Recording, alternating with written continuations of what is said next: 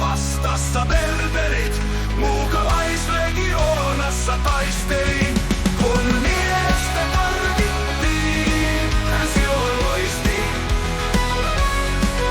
Kun Suomea luottiin, jääkärimarssin toisti. Marokon kauhut toki Marokon koulut. Talvisota pesti ja kollaa kesti. Rautaiset hermot oli Aarne Juutilaisen. Kuvottava uhka, jääkylmä veri. Komentajat Kollalla palveli. Kollaan joki ja Ryssän läyhä. Teltassa majoittui myös Häyhä. Kun miestä tarvittiin, hän silloin loisti. Kun Suomea luottiin, jääkärimarssin toisti.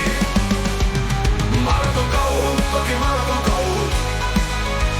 Talvisota pesti ja kollaa kesti. Rautaiset hermot oli Aarne Juutilaisen.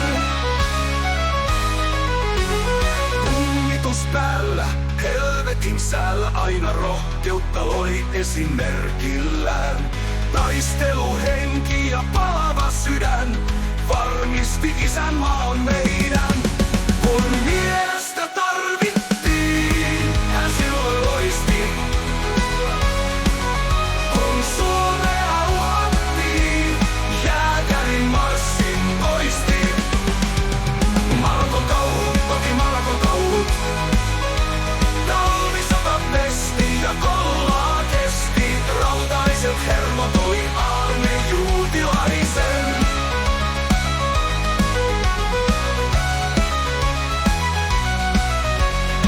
Onnitus päällä, helvetin säällä aina rohkeutta loi esimerkillään. Taisteluhenki ja palava sydän varmisti isänmaan meidän.